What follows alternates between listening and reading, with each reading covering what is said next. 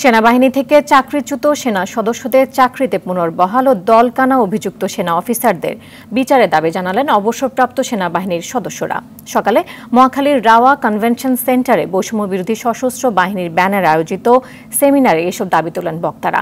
বিনা অপরাধে সামরিক আদালতে অনেক মেধাবী ও চৌকস সেনা সদস্যদের শাস্তি দেওয়া হয়েছে দাবি করে ওইসব অফিসারদের শাস্তি পুনর্বিবেচনা করার আহ্বান জানান তারা।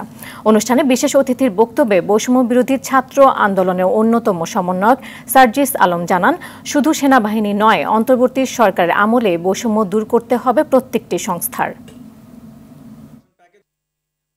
বর্তমান সময়ে একটি নতুন সৈনিকরা ম্যাক্সিমাম আউটপুট দিতে পারবে জাতির জন্য। পরবর্তীতে হচ্ছে বিভিন্ন সংস্থায় রাস্তায় নাম হাতের বদলে মাথা কাটা হয়েছে। আমরা যারা বিপ্লবী ছিলাম বা কথা বলতাম, অনেক শালীন অফিসার আমাদের আছেন, তারা সবাই নিশ্চুপ ছিলেন, আমরা একটু ভোকাল ছিলাম। ভেবে অবাক হবেন, আমার মিসেসকে বলা হয়েছে যদি আপনি মিডিয়ার কাছে যান, আপনার স্বামীকে একটা কু হচ্ছিল বলে একটা রিউমার ছড়ানো হয়েছিল জেনারেল কামরুজ্জামানের, ওইখানে জড়িয়ে দেওয়া হবে। এক জেনারেল জিয়া এবং এক এডমিরাল সোহেলকে দিয়ে ঢুকাই দেওয়া, বাকি সব মাফ। Sorry, this doesn't go on.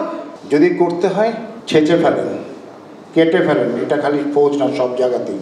এই যে দোসররা ছিল তাদেরকে যদি শুধুমাত্র চাকুরিচ্যুত করার মাধ্যমে আজকের এই ঘটনাটি শেষ করে দেওয়া হয়, তাহলে আগামীতে যে ঘটনাটি হবে সেটি হচ্ছে, তাহলে আমি চাকরি হারাই, আমি তো কয়েকশো কোটি টাকা পেয়ে যাচ্ছি, দেশ এবং দেশের বাইরে পুনর্বাসন পেয়ে যাচ্ছি, তাহলে আমার চাকরি চলে গেলে সমস্যা কোথায়?